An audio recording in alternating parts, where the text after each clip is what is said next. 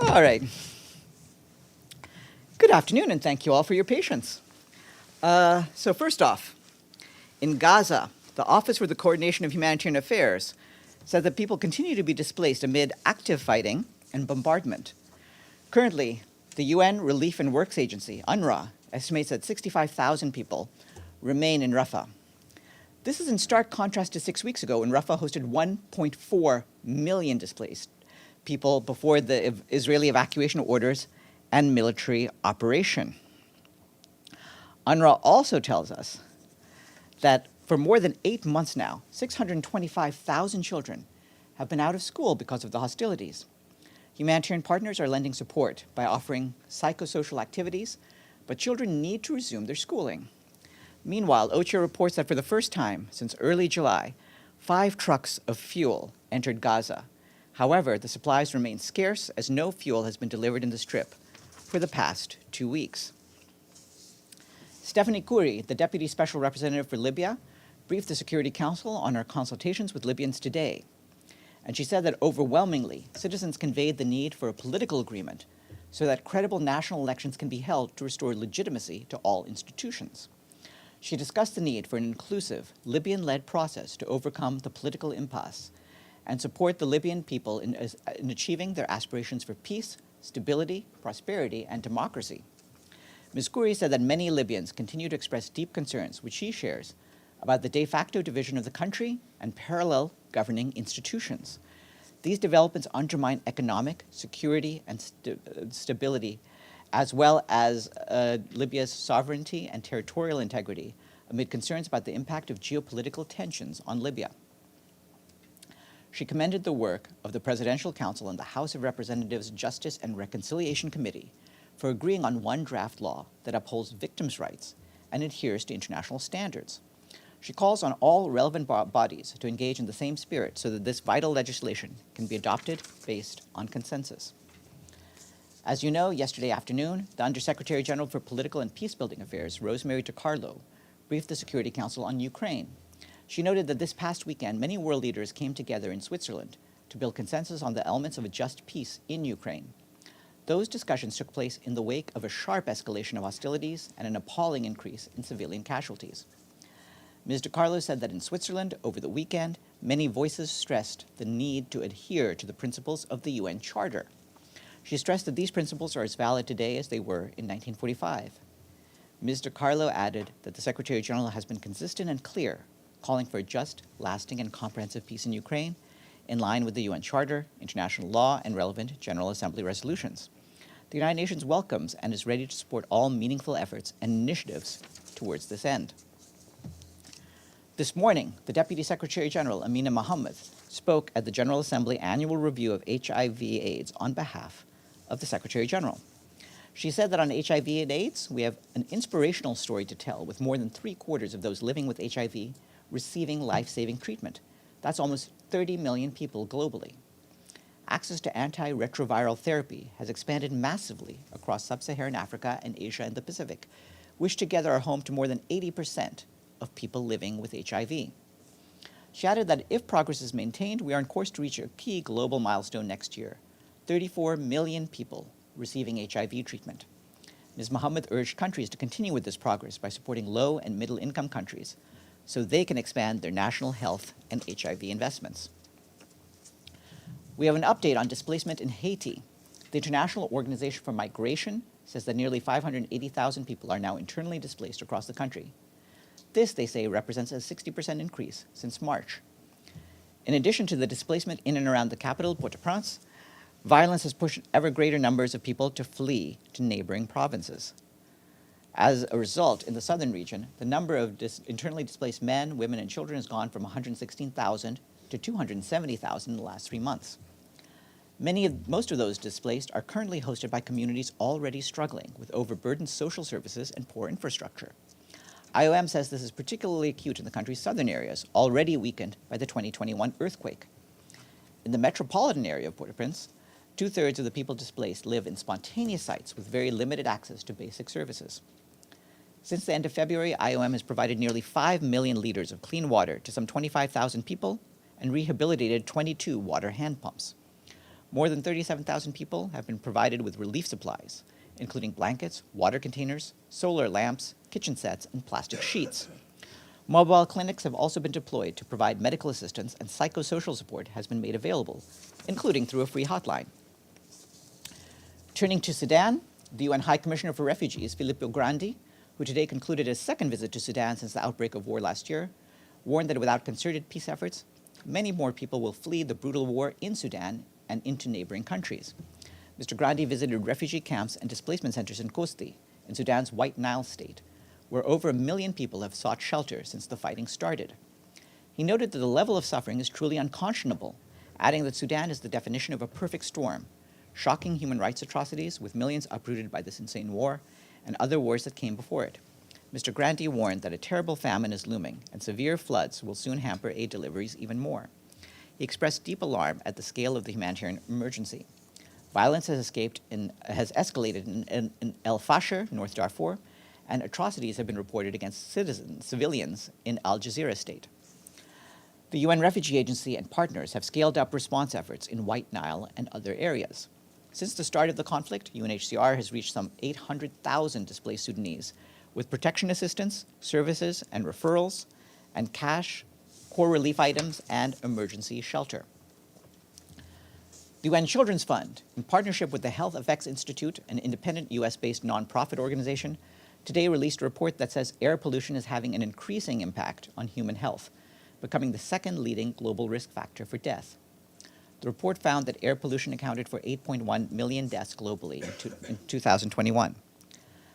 The report also says that children under 5 years old are especially vulnerable, with health effects including premature birth, low birth weight, asthma, and lung diseases. In 2021, exposure to air pollution was linked to more than 700,000 deaths of children under 5 years old, making it the second leading risk factor for death globally for this age group after malnutrition. A staggering 500,000 of these child deaths were linked to household air pollution due to cooking indoors with polluting fuels, mostly in Africa and Asia. More information online. And today is the International Day for the Elimination of Sexual Violence and Conflict, which this year focuses on healthcare. In a message for the day, the Secretary General points out that conflict-related sexual violence is a devastating form of attack and repression, which has lasting harmful effects on survivors' physical, sexual, reproductive, and mental health, and destroys the social fabric of communities. This past year has seen harrowing reports of sexual violence from Sudan to Haiti and Israel. He notes, adding that far too often the perpetrators walk free while survivors spend their entire lives in recovery. On this International Day, the Secretary General calls on all to pledge to eliminate the scourge, stand in solidarity with survivors, and reaffirm our commitment to protecting hospitals and healthcare facilities during conflict. And I can flag that today, the Department of Peace Operations has launched the report Preventing and Responding to Conflict-Related Sexual Violence, 2023 Annual Summaries of Activities and Good Practices by United Nations Peacekeeping Operations. The report is available online, and if you need more information, you can contact our UN peacekeeping colleagues. And tomorrow, our guest will be the UN Development Program Global Director for Climate Change, Cassie Flynn, and Professor of Political Sociology at the University of Oxford, Stephen Fisher. And they will launch the second edition of the People's Climate Vote, the largest ever poll of public opinion on global climate action. And that's it for me. Yes, Deji and then Needy. Never expect to be the first one. Well, it's only Sorry. because you keep saying that she asked your questions first. So this time, you can do the same. Okay, so Farhan, in my hand, this is the report, the 21-page report of the Independence International Commission of Inquiry on the Occupied Palestinian Territory, including East Jerusalem and Israel. Just want to know, what does the Secretary General have to say on the conclusion in this report? Does the Secretary General support the conclusion? Does he think this conclusion is correct?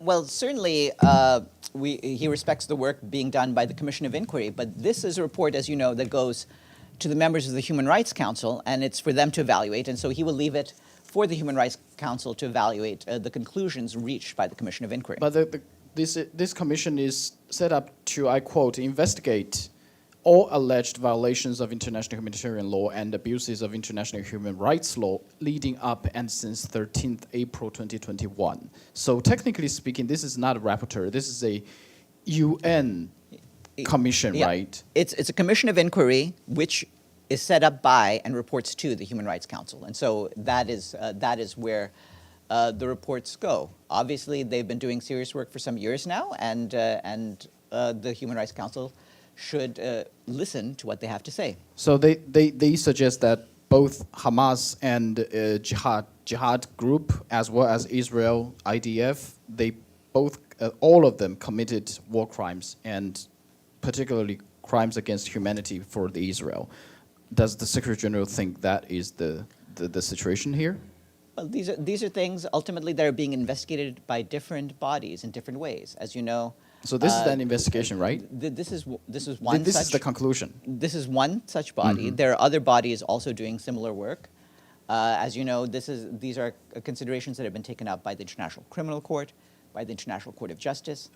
The Office of the High Commissioner for Human Rights has also been looking into reported violations, and so we'll let them go about their extremely serious work while this is ongoing.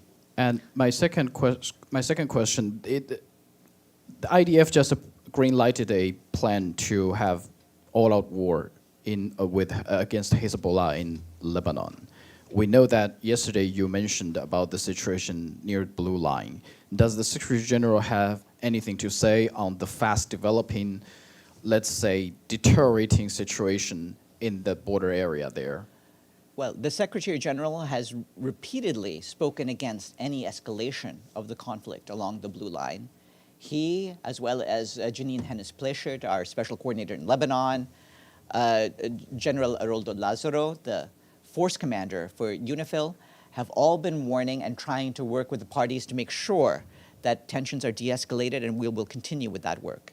I'm just curious, if Israel really started their operation in Lebanon, would that be considered as invasion? I don't want to speculate on something that hasn't happened yet.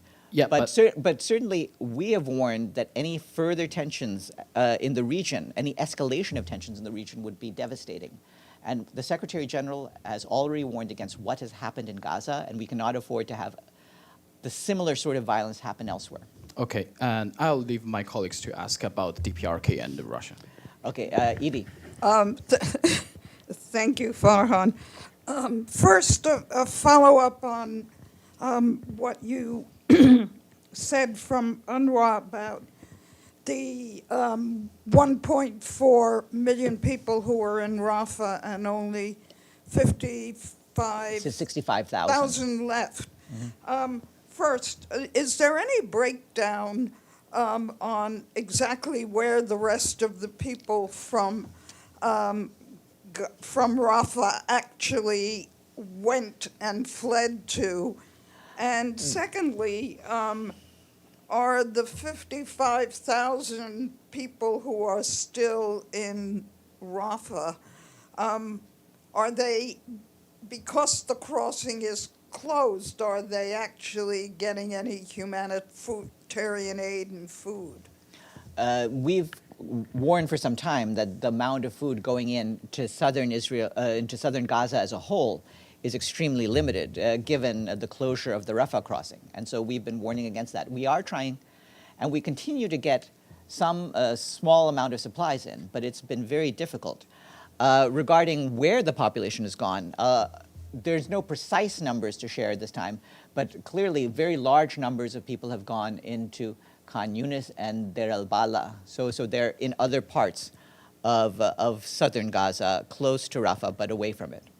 My second question goes to the road from Kerem Shalom to the north-south highway.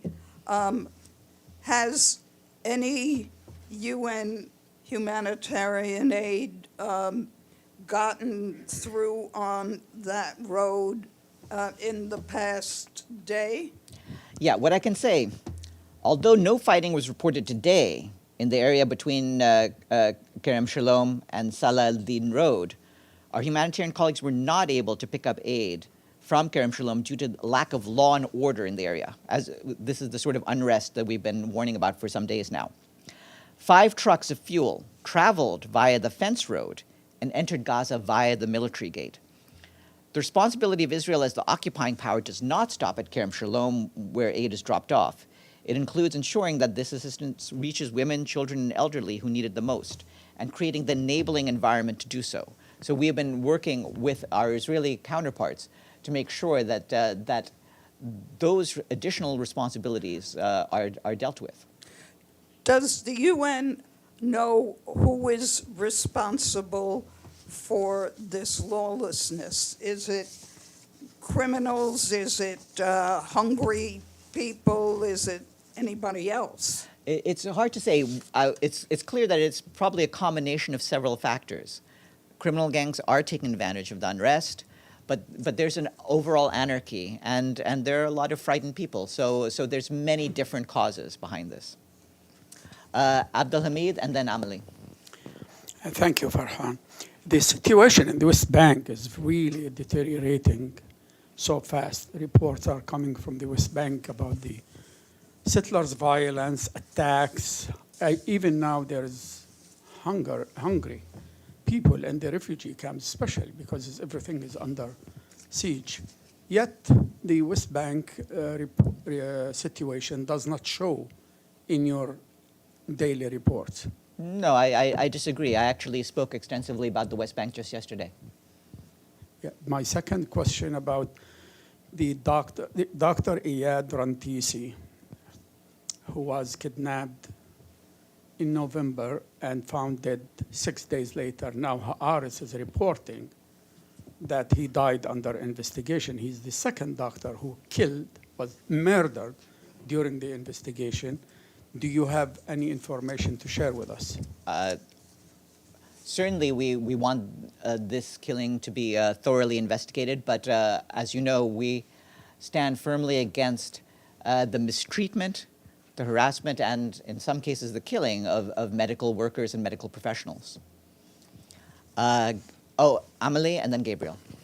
Thanks, Farhan. I have a few questions on the floating dock. The US over the weekend said that they are moving it to Ashdod port to protect it from rough sea, and then they will bring it back later. So considering all the difficulties around this dock, from the UN point of view, is this worth bringing it back afterwards? Well, certainly questions about the relocation of the floating dock are really for our US counterparts. But on our side, our basic position has always been that we welcome any and all efforts to bring in additional aid to Gaza, given the crucial need for aid. But at the same time, we have made very clear the limitations of getting aid through these avenues. And was the security assessment by WFP finished? I mean, like, if the dock comes back, will WFP be able to restart their operation at the dock? There's no further updates on our security evaluation of the situation. Gabriel. Thank you, Farhan. The UN High Commissioner of Human Rights released a report, a thematic report on indiscriminate and disproportionate attacks during the conflict in Gaza. It looked at 6 different attacks by the Israeli military at residential buildings, school, refugee camp, and a market. The report concluded that the Israel strikes did not or repeatedly violated the fundamental principles of the laws of war. Has the Secretary General seen this, and what's his reaction to the report? Yes, he has, and he stands by the work done by the High Commissioner for Human Rights. It's clear that what our human rights colleagues have found is that that there were failings in terms of abiding by the laws of war, particularly with respect to the principles of distinction, proportionality, and precautions. And we've been talking about this now for many months, that any attacks have to abide by norms regarding those topics. What Mr. Turk has said is that the requirement to select means and methods of warfare to minimize civilian casualties appear to have been consistently violated during the bombing campaign. And this is something that the in-depth look at 6 specific incidents seems to bear out. So we would encourage you to read the full report for that information. And who should be held accountable for this? How should accountability be carried out? Well, as I'd mentioned in response to an earlier question, there are many different groups looking into things. Obviously, there will be the need, as with every conflict, for measures for accountability to be taken. Yes, please, in the back. Yes, Me? you. Sorry. Okay, it works. Do you have any updates or timetable of Secretary General Personal Envoy for Cyprus issue, Mrs. Mariangela Holguin, upcoming visit to Cyprus? Not at this stage. When we have a new visit by Ms. Holguin to Cyprus to announce, we'll let you know. I asked you because Mr. Dujarric a week ago confirmed that Mrs. Holguin is going to travel to Cyprus to continue her effort to find common ground between the two sides. Yeah. Therefore, I asked. Yeah, yes, and certainly a trip is planned. Once we have any dates to share, we'll let you know. Stefano. Thank you, Farhan. This is a follow-up on UNIFIL. I understand that the Secretary General wished that there is no another front and so on, but it looks like it's not anymore if, but it's when. No, that's not the case. It's Well- still a case of if. Okay, let's hope. We all hope. Yes. But looks like the war is imminent there. So my question is about UNIFIL. Does the UN have contact with the Israeli government that the Israeli will inform in a timing matter when they're going to invade Lebanon so that the UNIFIL troops can, I don't know, be maybe evacuated before this happen? Do you have any agreement on that? The UN interim force in Lebanon is in touch with all the parties on both sides of the blue line to make sure that the situation can remain as calm as possible, and it will continue to work with the parties to deter any escalation of the conflict.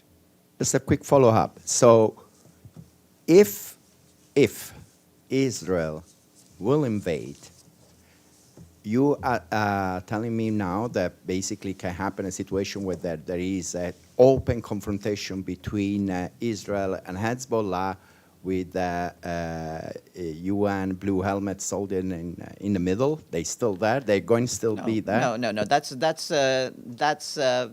both speculative and alarmist. What we are trying to do is make sure that there's no escalation. This is what UNIFIL is working towards.